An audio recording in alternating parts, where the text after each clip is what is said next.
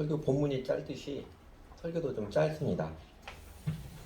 설교 너무 짧다고 목사님이 게을러졌나 그러지 마시고요.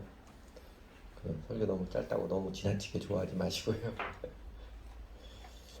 오늘 본문은 이제 노예 상품이 되어버린 요셉이 이집트 바로 임금의 신하인 경호대장인 보디발에게 팔려가지고 보디발의 집에서 노예로 지내면서 하나님께서 함께 하셔서 점점 더 보디발의 신임을 받고 가정충무, 가정충무죠. 집안살림을 총괄하는 수석 관리인이 되었다는 이야기입니다.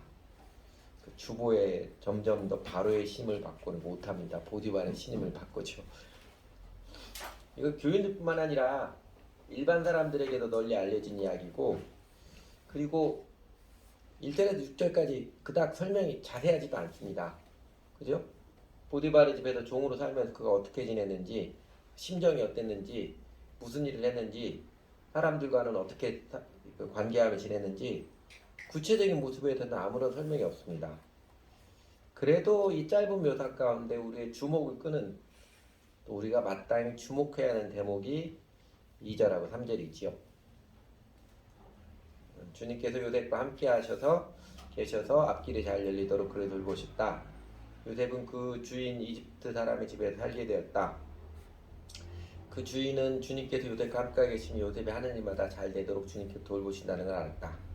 가끔은 세번역 성경이 조금 아쉬울 때가 있습니다. 세번역 성경의 2절에 보면 주님께서 요셉과 함께 하셔서 보디발의 집으로 간 것처럼 그런 뉘앙스로 들리는데 아직 그건 아니고요. 보디발의 집에 간 거고, 개역개정판에 보면, 오늘 개역개정판입니다. 여호와께서 요셉과 함께 하심으로 그가 형통한 자가 되어 그의 주인 애굽 사람의 집에 있으니 그의 주인 여호와께서 함께 하심 보며 또 여호와께서 그의 범사에 형통하게 하심을 보았더라. 두 가지 제목이 눈길에 끌지요. 그래서 제가 일부러 색깔을 좀 다르게 했습니다. 하나는 주 하나님께서 요셉과 함께 하셨다는 것이고, 또 하나는 요셉이 하는 일마다 잘하는 형통한 사람이 되었다는 것입니다. 여러분, 우선 놓치지 않고 짚고 넘어가야 할 진리가 이제 이것입니다. 형통한 삶의 여건이 바뀌는 게 아닙니다. 그러니까 소위 블루 칼라 일을 하다가 화이트 칼라 일로 바뀌는, 그게 형통한 삶이 아닙니다. 요셉이 형통한 사람이 되었다고 하는데 종살이 벗어난 거 아니잖아요. 형통한 삶은요, 우선 종살이면 종살이, 목살이 목살이, 하나님 허락하신 삶의 처지에서 탁월하게 잘 살아가는 게 형통한 삶입니다. 삶의 여건이 바뀌는 것은 훗날에 종살이에서 요셉이 검증이 된 후에 하나님께서 내려주시는 또 다른 은총이지요. 그러니까 그리스도인의 형통한 인생도요, 갑자기 떼부자가 된다거나 내 직업이 다른 사람들 우러러보는 화이트 칼라 직업으로 바뀐다거나 이런 게 아니고요. 오늘 내게 맡겨주신 내 삶의 일, 내 삶의 여건에서 탁월하게 잘 살아가는 것을 말합니다. 그래서 주변 사람들이, 야, 네가 그 일하고 있기는 아깝다. 그렇게 살고 있기는 아깝다. 여러분 삶에서 그런 말들 들어보셨는지 모르겠어요. 이런 말들이 많이 나와야 그리스도인으로서 잘 사는 것입니다. 그래서 이제 오늘 본문, 하나님이 함께 하셔서 요셉은 하는 일마다 잘하는 형통한 사람이 되었다. 이게 요셉이 종살이 인생을 증거해주는 이제 메시지입니다. 그러면 여러분, 하나님께서는 왜 요셉에게 함께 해주셨을까요? 형통한 삶의 관건은 하나님께서 함께 해주시는 것인데, 하나님께서는 도대체 어떤 사람하고 함께 해주실까요? 여러분, 이렇게 교회 다니면서, 그래도 그리스도인으로서 살면서 하나님께서 나와 함께 하신구나, 이거 느껴보신 적이 있어요? 깨닫고 체험해 보신 적이 있어요? 아니면은 어차피 혼자 사는 세상 뭐 이렇게 속으로 혼자 씹으며 살고 있지는 않나요? 그 신약의 약속은요, 예수님을 믿는 자에게는 하나님께서 늘 함께 해주신다. 옆에서 함께 해주는 정도가 아니라 성령 하나님께서 그 심령 안에 내주하여 주신다는 것이잖아요. 여러분 성령님이 내 안에 함께 하심을, 내 안에 거하심을 느끼며 사시는지요? 우리 시대 대한민국 교회가 극복해야 할 큰 과제가 피당성입니다. 예수를 믿는 것을 너무 쉬운 요식행위로 만들어버려서 알맹이는 없고 이제 껍데기뿐인 그 모습에 대해서 각성해서 그 알맹이죠. 본질 실제에 주목하고 충실한 그 회개가 절실한 필요입니다. 쉽게 말하면 예수를 믿는 사람에게는 하나님께서 함께 하심의 그 은혜가 자연스러운 것인데 교회당에 다닌 지도 오래되었음에도 불구하고 하나님 함께 하시는 경험이 없습니까? 만약에 그런 하나님 함께 경험이 없으면 내가 정말로 예수를 믿는 게 맞나 돌아봐야 합니다. 하나님 함께 하시는 그 신바람이 없다면 신앙이 피상적인 것이지요. 예수님은 머리에 지식으로만 알고 있지 실제로는 내가 예수님과 관계가 없는, 예수님을 믿지 않는 사람일 수도 있습니다. 근데 초점은 저희가 지금 하나님께서 어떤 사람에게 함께 하시는가, 이게 초점인데 몇 번 여러분들에게 소개해 준 사람, 이런 사람 있죠? 아브라함 카이프라는 사람입니다. 기독교가 개인 신앙의 차원에서 삶 전체, 우주 전체의 모든 영역으로 확장되었음을 역설해줬던, 그래서 기독교 세계관 운동에 큰 기여를 한 사람입니다. 네덜란드 사람이에요. 네덜란드 신학자였다가 네덜란드 수상됐지요. 그리고 이제 손봉호 그 교수님이 다녔던 박사학위 받았던 화란 자유대학교를 설립한 사람입니다. 영어로 된 거는요 그런 뜻이에요. 제가 영어 발음은 후지니까 읽지 않고 그냥 한글로 번역된 것만 소개하면요. 인간 삶의 모든 영역 가운데 만유의 주권자이신 그리스도께서 다스리지 않는 내 것이 아니라고 말하는 영역은 1인치도 없다. 그러니까 세상의 모든 영역, 우주의 모든 영역에 사실은 다 그리스도 주님의 것이다, 그 이야기지요. 근데 이 아브라함 카이퍼가 재밌는 일화가 원래 아버지도 목사님이었거든요. 그래서 자기도 처음 신학교를 졸업하고 목회를부터 시작을 했습니다. 네덜란드 이제 농업 공동체에서 처음으로 목회를 해서 거기서 이제 그 목축업자들의 그 순수한 신앙에 큰 감동을 받았습니다. 근데 이 목축업자들이요, 딱 새로운 젊은 그 목사님이 부임해 오니까 예배가 끝나고 그 교회들이 모여서 기도를 하더래요. 무엇을 기도하는가 물어봤더니 우리 카이퍼 목사님이 거듭남을 경험하도록 기도하더래요. 당시에 그 유럽의 사회에서는 거의 교회가 문화가 돼가지고 태어나면서 또 교회 다니고 하다 보니까 회심의 경험이 없는 사람이 꽤 많았습니다. 근데 그 농업 공동체 교인들이 자신들의 회심의 경험을 알고 우리 목사님도 거듭나도록 이렇게 기도했다고 그러지요.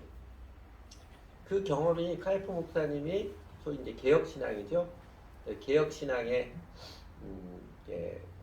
뭐라고 할까, 지도자로 이제 명망을 얻었는데 개혁신앙을 정립하는데 매우 소중한 경험이었다고 그러더라고요.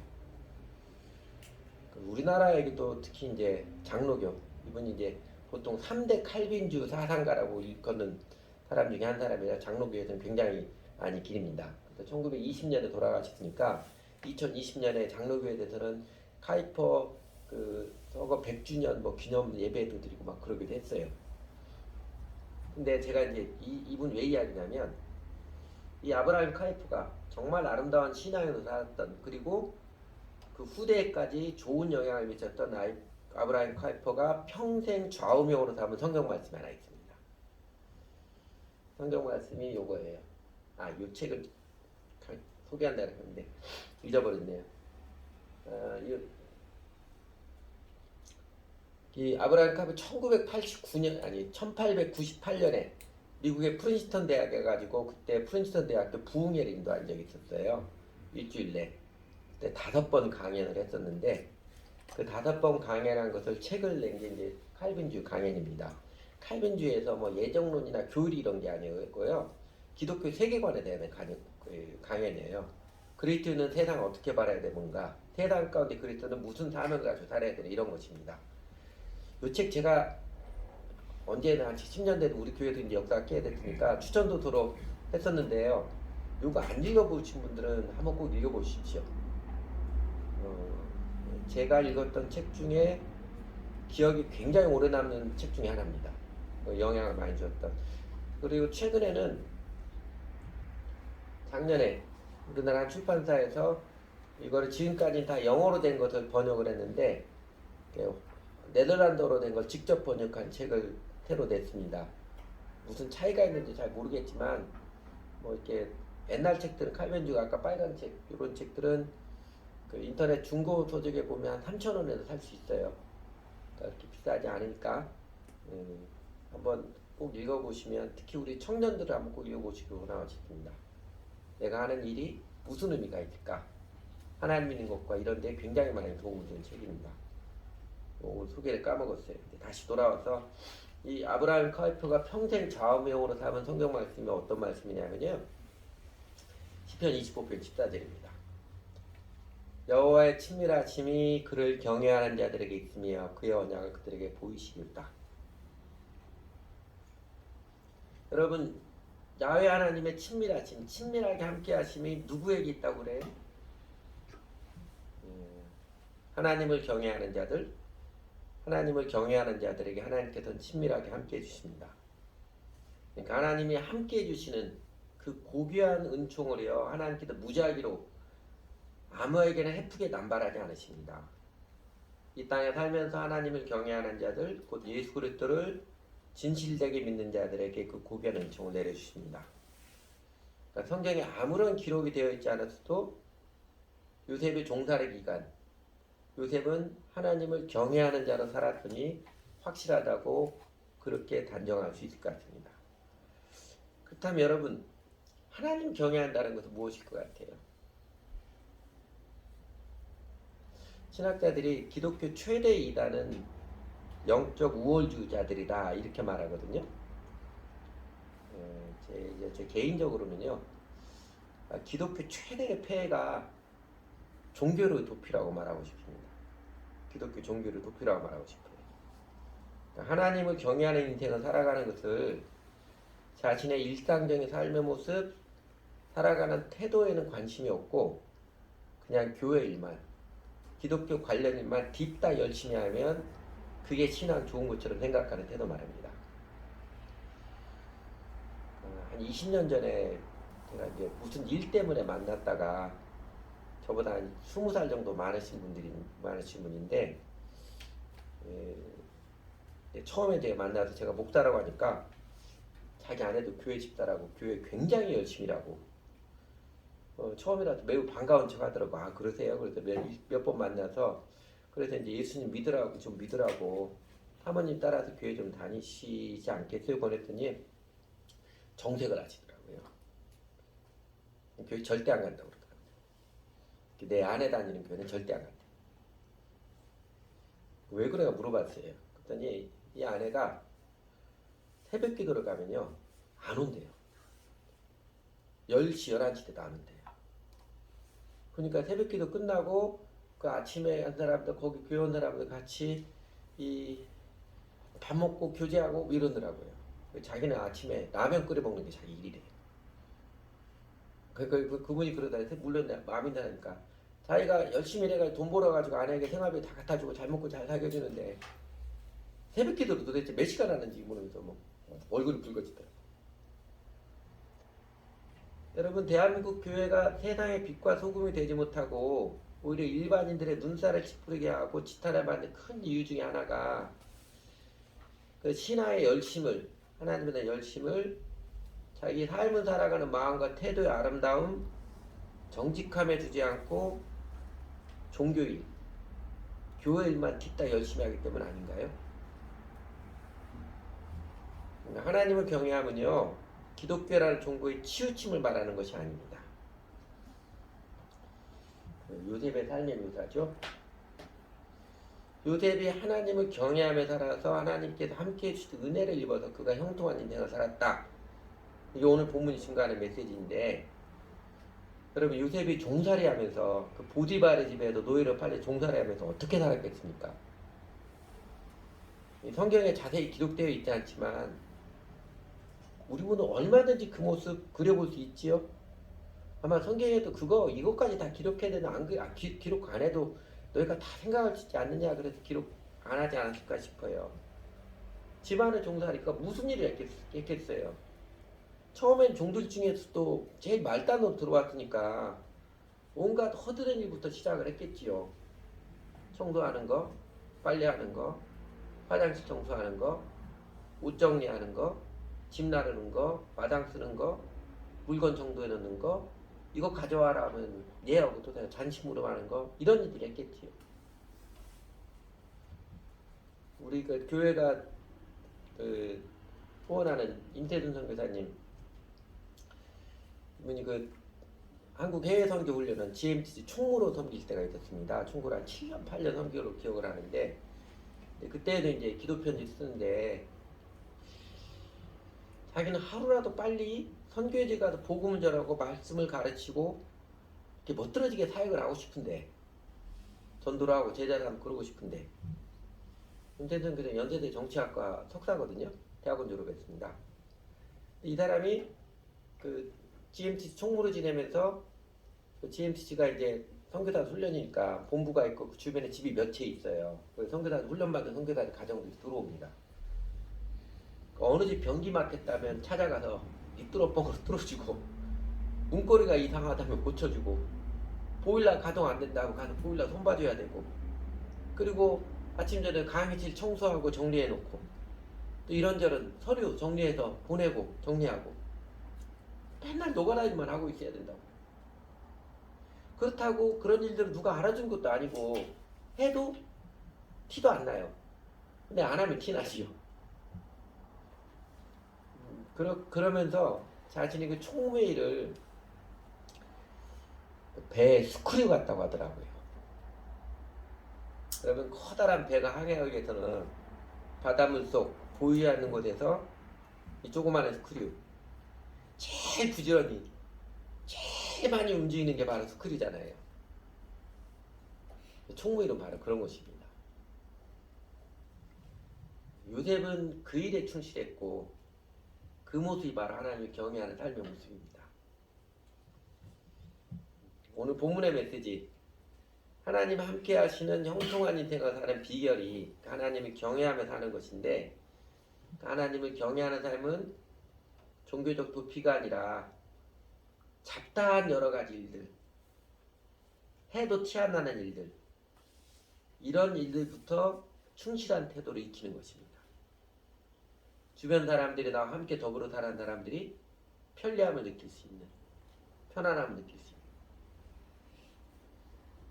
그리고 여러분, 사실 그리스도인이 된다는 것은 일면 이런 거죠.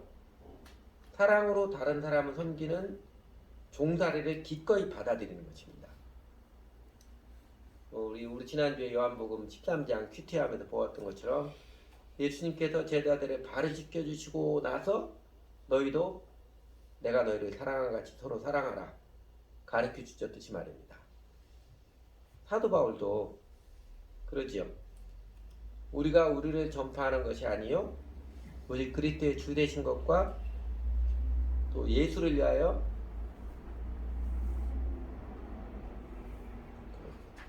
우리가 너희의 종된 것을 전파함이라. 기꺼이 예수님 때문에 종의 모습으로 다른 사람 섬기는 사람을 기꺼이 한다고 고백을 합니다. 그러면서 교회의 권하기를 너희가 자유를 위하여 부르심을 받았으나 그 자유로 육체의 기회를 삼지 말고 사랑으로 서로 종노릇하라, 이렇게 권면했습니다. 그러니까 우리 그리스도인은요, 그리스도인을 회심하고 새로운 삶을 산다는 것은 이제는 내가 그런가 할 사람인 줄 아냐 이런 게 아니고요. 허드렛 일, 다른 사람의 도움이 되는 잡다한 일들을 그 여러 가지 일들을 성실껏 하는 것도 배우는 게 우선적인 소명입니다. 요새 우리나라 사람들이 대통령 선거 앞두고 야, 수신제가 치국평천하가 정말 맞는 말이구나 많은 사람들이 실감하고 있지요. 예, 중국 고전 대학에 나오는 말인데 원래는 이렇게 되어 있습니다. 앞에 그 대구가 하나 있는데 그 대구는 사람 잘 기억 못하고 수신제가 치국평천하고 워낙 이제 좋은 말이 돼서 그것만 기억하는데 그 앞구절이 이런 것입니다. 경물치지 성의정심 수신제가 치국평천하 이럽니다. 이 경물서의 격은요 바로잡다 이런 뜻이에요. 이게 물질이죠. 사물 이를 바로잡고 그 다음에 그 치자는 궁구하다는 치자예요. 끝까지 다다르다 이런 치자인데 사물 이를 잘 바로잡아서 일에 대해서 이런 거구나 궁극적인 깨달음을 얻는 거. 일을 반복적으로 하다 보면 일머리가 익혀지자 일을 이렇게 하는구나 깨달아져요. 그걸 말합니다. 그렇게 일을 먼저 물질이죠. 물건, 사물, 일을 이렇게 바로잡아서 사물에 대한 이치를 깨우치고 공부하고 그래서 성이 정성승자 뜻이잖아요. 의지력을 정성을 다해서 마음을 바르게 하는 이 말을 말합니다. 이게 조금 해제를 하면 아이고 순서가 좀 거꾸로 되네요. 요 문구에서 핵심은 수신이에요. 우리 수신은요 인격을 말합니다. 삶을 살아가는 태도, 성품이 아름답고 강건해지는 거 말해요. 그리고 앞에 경무치지 성의 정심은 그 수신의 내면적인 덕을 쌓는 과정. 어떻게 인격을 다듬어 갈 것이냐, 성품 훌륭해질 것이냐, 사물, 일하는 태도를 통해서 일은 이렇게 하는구나. 다른 사람 섬기는 것 통해서 바른 마음까지 달아가는. 그래야 수신된다는 거. 그리고 제가 지금 평천하는 그 수신 인격과 성품으로서 이 수신의 모습 사회에 전개되는 사회적 장이라고 이야기합니다.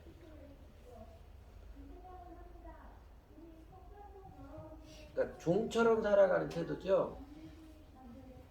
물건 정리하기, 청소하기 이런 것부터 잘하는 게 동양 고전도 증거하고 요셉의 삶도 증거해준 하나님을 경외하는 삶 그리스도의 소명입니다. 뭔 동양 고전을 가지고 하나님의 말씀을 전한다 우긴다고 반발하는 사람이 혹시 있을까봐 성경 전체적인 증거를 또 하나 들어보겠습니다. 여러분 하나님 경외하는 삶 하면 성경 중에 어느 성경 생각나요? 많은 사람들이 잠언이 떠오를 거예요. 잠언의 주제가 그 9장 10절에서 그러잖아요. 하나님을 경외하는 것이 지혜의 근본이요 거룩하신 자를 아는 것이 명철이니라. 그러니까 인생을 최선으로 지혜롭게 사는 길은 하나님을 경외하는 데 있다. 이거를 역설해 주는 성경이 잠언입니다. 여러분도 그런지 모르겠는데 저는 작년에 10대 감사 중에 하나가 한 달에 한 번씩 잠언 읽는 거. 그거 참 좋더라고요. 한 달에 한 번씩 잠언 읽고 하루에 잠언 한 장, 10편 한 장 읽는 게 성경을 그렇게 하는 걸 몰랐다가 작년에 이제 배워가지고 처음으로 시대를 봤는데 그러니까 아무 때나 하다못해 운전하다가도 뭐 신호등 막혀줄 때나 뭐 이렇게 차가 막혀줄 때나 성경 한 장 읽는 거 시간 별로 안 걸리잖아요. 근데 하루에 한 번씩 잠언을 읽고 한 달에 한 번씩 반복을 하다 보니까 이제 제가 이전에 못 봤던 잠언의 성경 구절들이 보이더라고요. 그리고 기억이 훨씬 잘 돼요. 이것도 한 10년 하면 잠언의 내용이 거의 외울 수 있겠구나 이런 생각이 들더라고요. 되게 감사하고 있습니다. 여러분도 작년에 이렇게 잠언 한 달에 한 번씩 읽으면서 저와 비슷한 경험들 느낌들 가시셨죠? 근데 여러분 잠언에서 반복해주는 것 잠언의 전체적인 주제가 하나님을 경외하는 지혜의 근본이라고 했는데 잠언에서 반복해서 가르쳐준 하나님을 경외하는 삶의 덕목 뭐였어요? 이거 맨날 하는 이야기 또 하는 것 같은 잠언에서 강조하는 삶의 덕목 추려보면 여러분 뭐 생각납니까? 제가 보기에는 세 가지더라고요. 부지런한 것, 정직한 것, 그리고 오만하지 않은 것. 제가 보기에는 그 세 가지가 계속 반복해서 나와. 그게 하나님을 경외하는 삶이고 형통한 인생을 살아가는 지혜입니다. 그리고 이 삶의 태도를 익히는 게 우리 그리스도인으로서 우선적인 소명입니다. 그래서 여러분 신약성경의 그 서신서 바울 서신은 일반 서신이든 거의 공통적인 서신체 구조가 어떻게 돼요? 보통 전반부는 교리, 후반부는 생활 이러죠. 전반부는 교리의 도리를 쭉 설명하고 후반부는 그리스도인은 이렇게 살아야 된다. 생활윤리 이 패턴입니다. 그러니까 앞에서는 예수님을 믿는 도리는 이것이다. 그렇게 역설해서 그래서 예수님 믿어야 된다. 그리고 후반부에서는 예수님을 그렇게 믿는 사람은 종교인로 돋보여야 하는 게 우선이 아니고 다 인격적인 거, 성품에 대한 거, 태도에 대한 것이죠. 삶의 태도를 바르고 아름답게 가꾸기를 추구하는 사람이다. 신약성경 전체가 이것 가르쳐주는 것입니다. 그러니까 예수를 주님으로 믿는 회개는요, 다른 일로 직업을 바꾸는 것이 아니라 일을 하는 삶의 태도를 바꾸는 것입니다. 게으름에서 성실함으로, 거짓에서 정직으로, 잘난 척하기 좋아하는 데서 겸손으로, 야망에서 사랑으로 삶의 태도를 바꾸는 것입니다. 그러면 하나님을 경외한다는 것은 삶을 살아가는 마음가짐, 태도, 이 성품을 아름답고 강건하게 세워가는 것입니다. 요셉 종살이하면서 그렇게 하나님을 경외하며 살았고 그 하나님을 경외하는 삶이 더욱 강건해지고 아름다워졌을 것입니다. 그리고 그 마음에 하나님께서 함께 하셔서 그는 하는 일마다 탁월하게 잘했고 사람들로부터 점점 더 괴물받고 인정을 받는 형통한 인생을 살았습니다. 마지막으로 끝으로 이 하나님을 경외하는 삶을 배우기 위해서 사람들이 잘 생각하지 못하는 것 하나는 제가 짚고 넘어가고 싶습니다. 여러분 하나님 경외하며 살아가는데 내 자신의 감정 그렇게 중요한 거 아닙니다.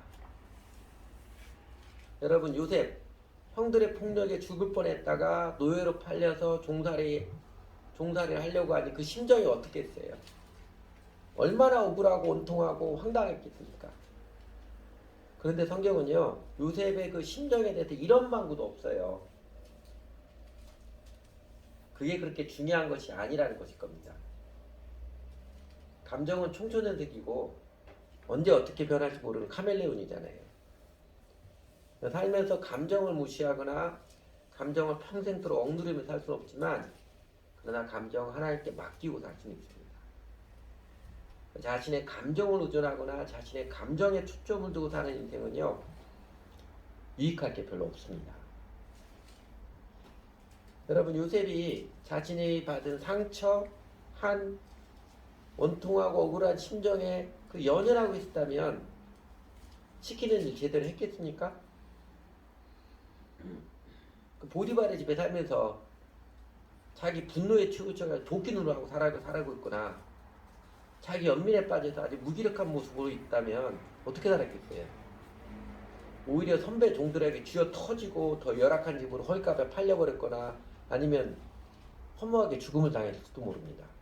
고대 사회에서 노예는 그 물건이잖아요. 주인이 쓸모없다고 하면 그냥 폐기해버리는 그런 시대니까요. 그 존 스타트 목사님의 기독교의 기본진리라는 책이 있지요. 그 책에 스타트 목사님이 강조한 게 이런 부분이지요. 우리는 자신의 감정을 의지하지 않는 법을 배워야 한다. 감정은 매우 쉽게 변한다. 날씨나 환경 또는 건강 상태에 따라서도 감정은 변한다. 우리는 변덕스럽고 기분의 좌우되는 종잡을 수 없는 피조물이다. 그러나 대부분의 경우 우리의 감정 변화는 영적인 상태와 상관이 없다. 그러니까 자신의 감정을 잊고 살 줄 알아야 일면 다르게 표현하면 무시할 줄 알아야 일하는 즐거움을 누리고 일의 열매를 거두며 결국은 형통한 삶을 누릴 수 있습니다. 그리고요 아마 요셉도 그랬을 것이라 추정을 합니다. 많은 사람들이 자신의 삶에 간증을 하고 회고를 하듯이 아무리 상처 한이 깊어도 꾸준히 일을 하면 오히려 일의 과정을 통해서 그 마음이 치유되는 은혜를 입고 하나님의 때를 기다려주다는 인내심 얻고 다른 사람이 뭐라고 해도 끄떡하지 않고 잘 감당하는 내면의 강건함이 있습니다. 인도의 마하트마 간디가 얼마나 속이 많이 아프고 그렇겠어요. 비폭력 무저항 운동을 하는데, 그러나 상대방 영국 제국주의는 비폭력 무저항이 아니잖아요. 얼마나 그에게 비난과 힐난한 소리를 많이 했겠으며 폭력적인 억압을 많이 했겠어요. 그러나 그가 자신의 그 감정 속에서 끓어오르는 분노, 때로는 포기하고 싶은 이 나약함, 그거를 다스리고 치유하는 데 큰 도움이 됐던 게, 저녁마다 이 집에서 저녁에 일 끝나고 돌아오면 물레를 돌렸다고 그러지요. 간디 사진 보면 물레 돌리는 모습 있잖아요. 하루에 한두 시간씩 이 단순한 일을 하면서 그는 하나님께서 그의 마음을, 그의 감정을 다스리는 것을 배웠습니다. 제가 이런 식으로 설교하니까 여자들에게는 인기가 없지만, 그렇다고 내 감정이 중요한 거 아니니까 했건 해야지요. 네, 여러분, 그 삭막한 이야기 같은데, 우리로 하여금 하나님이 함께 하시는 그 은혜를 입어서 형통한 삶을 살아가는 비결이 하나님을 경외하는 삶인데, 하나님 경외하는 삶을 살아가는데 내 감정은 그렇게 중요한 거 아닙니다. 그래서 여러분, 자기를 부인한 측면, 내 감정을 좀 잊고 살아가는 것을 잘 익혀보십시오. 오늘날에도 하나님을 경외하는 자, 곧 예수 그리스도를 바르게 믿고 따르는 자가 하나님께서 함께 해주신 은혜를 입어서 어떤 삶의 여건에서도 사람들로부터 괴물 받고 사랑을 받고 인정을 받고 그 형통한 인생을 살아갑니다. 그리고 하나님을 경외한다는 것, 뭐라고요? 예수를 잘 믿는다는 것은 종의 일들을 기쁘게, 사소하고 잡다한 일들, 다른 사람을 섬기는 일들을 기쁘게 성실껏 잘하는 태도를 익히는 것, 부지런한 것, 정직한 것, 그리고 다른 사람에 대해서 오만하지 않은 것, 성품을 개발하는 일, 예수님을 닮아가는 인격을 배우고 세워가는 것입니다. 그 은혜 행진이죠. 은혜 행진. 하나님을 경외하고 하나님께서 함께 해주시는 은총을 누리며 형통한 인생을 살아가는, 누려가는 저희 모두가 되었으면 좋겠습니다. 기도하지요.